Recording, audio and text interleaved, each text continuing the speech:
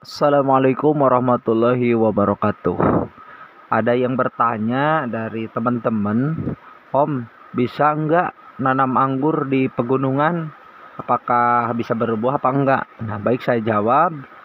Untuk teman-teman pemula yang mau nanam anggur, baik di pegunungan atau dataran rendah, ya, atau cuacanya dingin ataupun panas, saya sedikit jawab ya.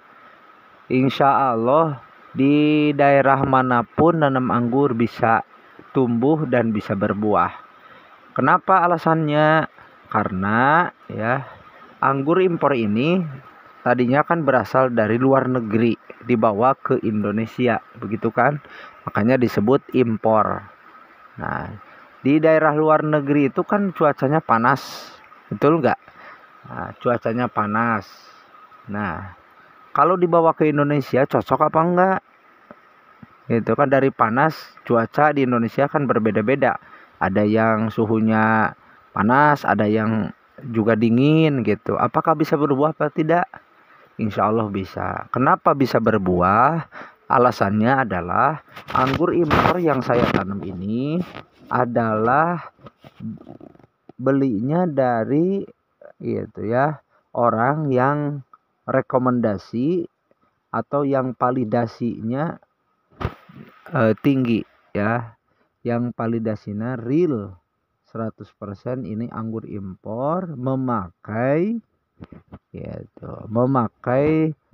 teknik grafting.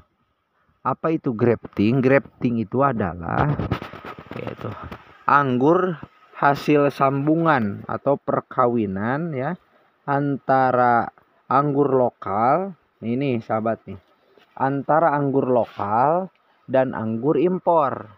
Mana anggur lokalnya? Nah, ini di bawah ini disebutnya rostok ya, atau batang bawah yang menjadi akar bawahnya itu adalah rostoknya anggur lokal. Nah, ini anggur lokalnya. Seperti ini anggur Red Master dan Risabella dan lain-lain. Ini yang saya pakai adalah untuk bawa batang bawahnya. Ini anggur lokal jenis Risabella. Nah, ini anggur yang cocok ditanam di Indonesia di cuaca manapun, di cuaca apapun, baik cuaca dingin ataupun cuaca panas. Ini anggur lokal bisa tumbuh dan berbuah seperti itu ya. Nah, untuk ke atasnya ini saya memakai entres anggur impor. Nah, yang tumbuh ini, nah ini sudah menjadi anggur impor, gitu kan? Memakai batang bawah atau akar anggur lokal. Jadi ditanam di cuaca panas seperti ini di cuaca saya di saya nih. Ini kan cuacanya panas. Nah, cuacanya panas, dibelilah saya anggur impor dengan hasil grafting setekan seperti ini, maka alhamdulillah ini sudah berbuah. Nah, ini sudah berbuah, lihat teman-teman buahnya ya. Dalam beberapa bulan saja, itu anggur jenis ini sangat cocok sekali untuk dibudidayakan oleh para pemula. Gitu ya. Ini seperti ini. Jadi misalkan teman-teman adanya daerah pegunungan yang sangat dingin. Saya punya binaan daerah Majalengka, Jawa Barat ya. Itu tadinya beliau punya anggur lokal jenis Risabella ya. Jenis Risabella yaitu. Itu buahnya asam dan kecil-kecil. Nah, namun setelah saya cek dan saya grafting, disetek, alhamdulillah tumbuh dan menjadi berubah anggur impor yang rasanya manis dan buahnya gede-gede. Nah, baik itu. Jadi kesimpulannya buat teman-teman yang mau nanam anggur impor ya, itu awas dicek dulu bawahnya itu harus anggur lokal. Nih supaya tumbuh di setiap cuaca, baik cuaca dingin ataupun cuaca panas. Seperti itu teman-teman. Nah, ini jenis anggur Dickson. Ya, ini rostoknya Risabella. Jadi buat teman-teman yang mau beli anggur impor harus tanya dulu rostoknya apa. Risabella atau Red Master itu yang paling populer. Kalau langsung buat teman-teman yang beli langsung itu ada on route juga, namanya on route. Apa itu on route? On route itu adalah anggur impor ya, seperti ini yang udah berbuah kan impor. Nah, batangnya itu ditancapin ke polybag seperti ini. Lalu muncullah tunas. Nah, ini tunas ya, muncul. Ini nggak di grafting, nggak disambung dengan anggur impor karena ini batang asalnya itu atau akarnya langsung dari anggur impor, batang impor. Nah, apakah anggur seperti ini nanti tumbuhnya akan berbuah? Jawabannya adalah bisa berbuah, tapi tergantung perawatan dan cuaca yang ada di alam kita. Misalkan kita di daerah pegunungan.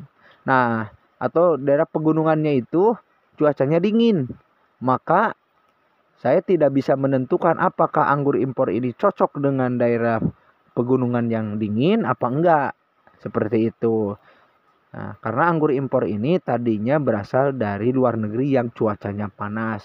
Itu tergantung perawatan dan terkandung rezeki kita. Kalau kita ambil bibitnya dari on root atau langsung batangnya dari anggur impor. Nah, sebaiknya buat teman-teman ya saya rekomendasikan bila mau beli bibit anggur yang pertama ditanyakan dulu rostoknya rostok apa? Rostok lokal, jenis apa? Jenis Isabella atau Red Master.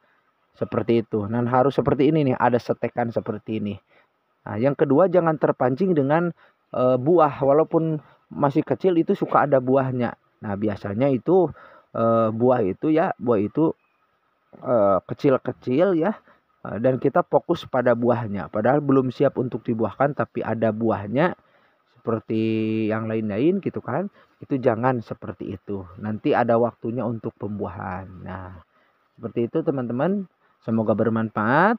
Jadi buat teman-teman yang mau beli anggur impor gitu harus ada setekan rostok bawahnya, akarnya itu harus lokal dan ke atasnya anggur impor seperti itu.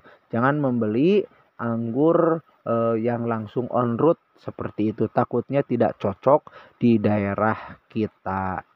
Seperti itu teman-teman. Jadi simpulnya buat teman-teman yang mau nanam anggur daerah dingin atau daerah panas, tanamlah anggur impor yang hasil setekan seperti ini. Batangnya lokal dan entres ke atasnya itu adalah anggur impor. Terima kasih.